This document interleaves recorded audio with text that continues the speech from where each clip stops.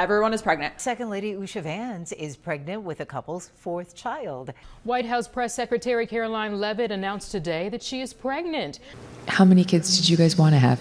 We wanted to have 4. Let's talk about babies. Specifically, let's talk about why certain people in the MAGA world cannot shut the fuck up about who's having them, how many they're having, and most importantly, what color they are. And we will support baby bonuses for a new baby boom. How does that sound? That sounds pretty. I want a baby boom. And if you've been paying attention, you've noticed that high-profile MAGA women are knocked up. The Vice President and the Second Lady making the announcement on social media today. They say the child is a boy and is due in late July. The couple already has 2 boys and a girl. I'd imagine this is what it feels like to witness the second coming, if the second coming involved Stephen Miller's weak rat bastard genetics, J.D. Vance's contribution since couches mercifully cannot conceive, and Caroline Leavitt's landlord.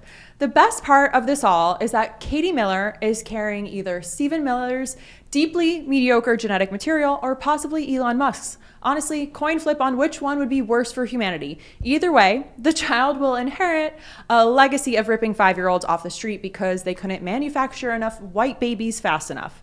Melania, noticeably nowhere to be found, but presumably ready to show up and read Cat in the Hat at any moment in a language she's still very much learning. Does he cinch up his belt?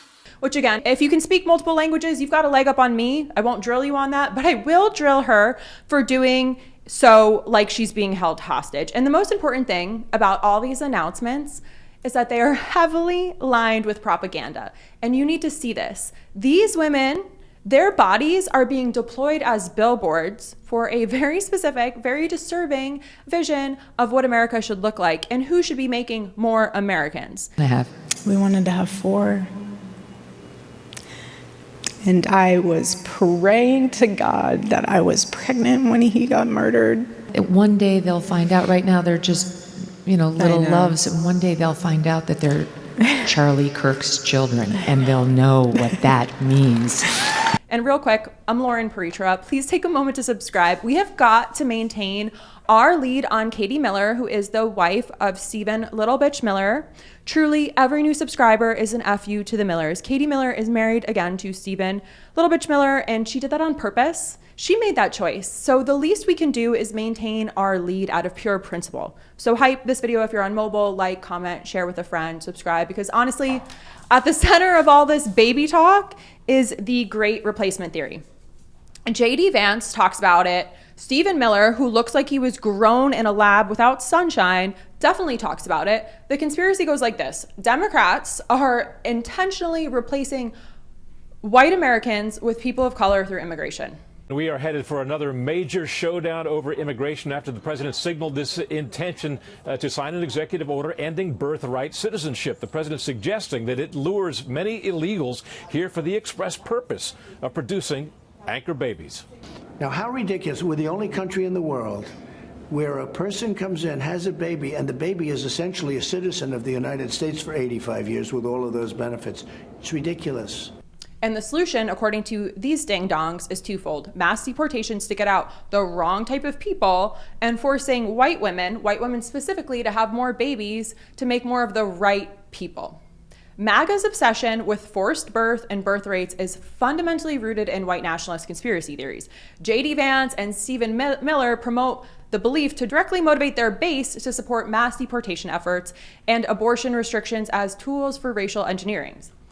It's eugenics, and it gets even worse when you look at who they chose as their messengers. Take Caroline Leavitt, Trump's press secretary, for example, ready to defend whatever deranged thing falls out of his mouth. So you're a biased reporter with a left-wing opinion. What do you want me to do? Yeah, because you're a left-wing hack. You're not a reporter. You're posing in this room as a journalist, and it's so clear by the premise of your question.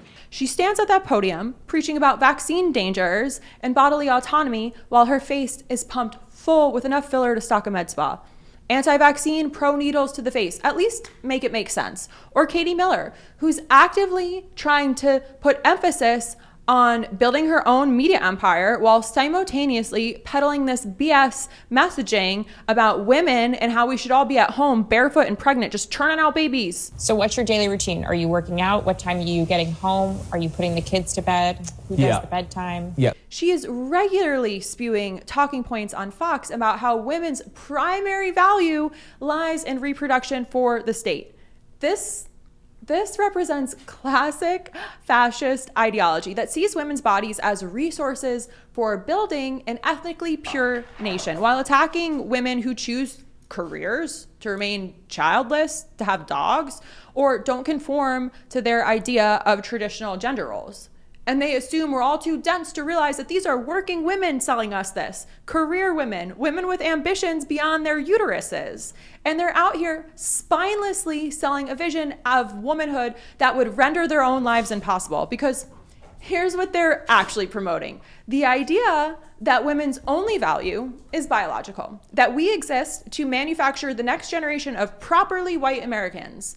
All this pronatalist BS is designed to encourage white women to have more children while simultaneously terrorizing communities of color through ICE kidnappings and promoting mass kidnappings and disappearing of our immigrant neighbors. Immigration could solve labor shortages. So here in Fargo, we have 347 teammates. About 70% of our team is comprised of people born outside of the United States. And we're more than happy to have them here. According to the Bureau of Labor Statistics, North Dakota has the worst worker shortage in America, with only 30 workers for every 100 available jobs. That's well below the national average of 95 workers for every 100 jobs. But that solution is rejected because the goal isn't actually economic. If they want to control racial demographics, at least that's not it. And the thing is, they're counting on us, again, to be too dumb to realize. These wealthy MAGA women aren't living this trad life fantasy that they're selling. They have careers. They're on every stage in America every day. They have power. They clearly have nannies and staff and all the resources that make this possible for them to have it all while lecturing working class women, and working class women specifically, about how they need to sacrifice their economic independence and just start popping out kids. Fascism and fascist movements always work this way.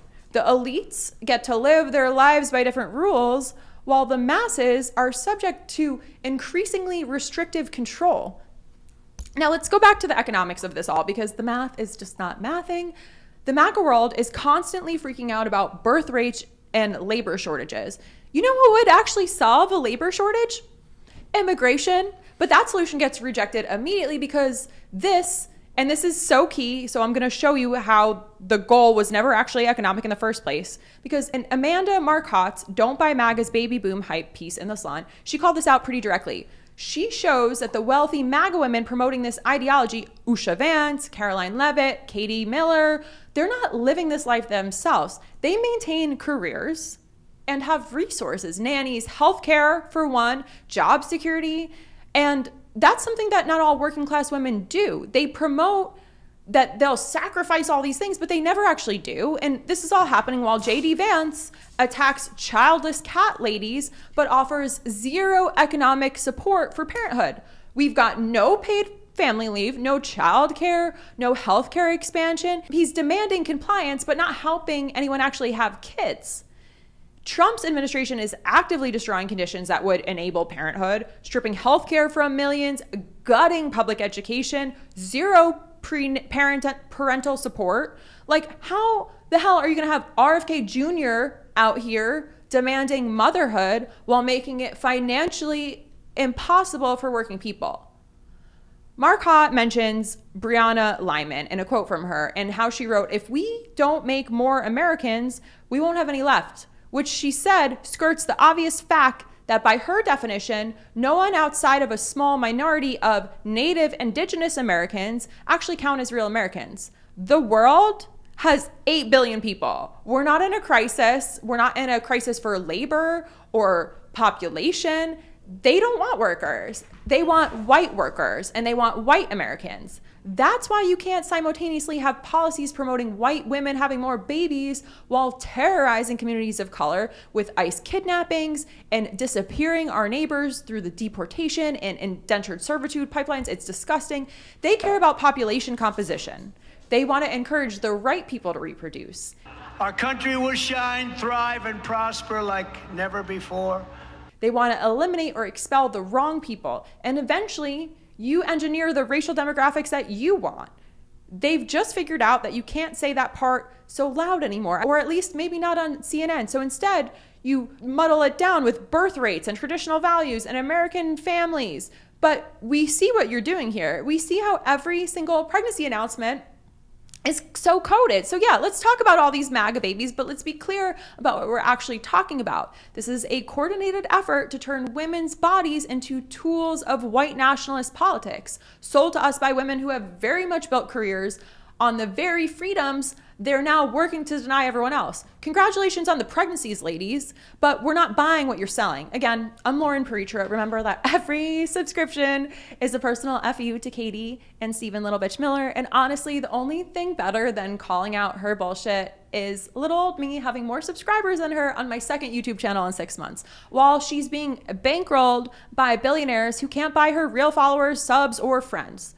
This is a grown woman, again, who married Stephen Little Bitch Miller on purpose. She made that choice, and now she's building a podcast on the backs of kidnapped children. The least we can do is maintain our lead out of pure principle.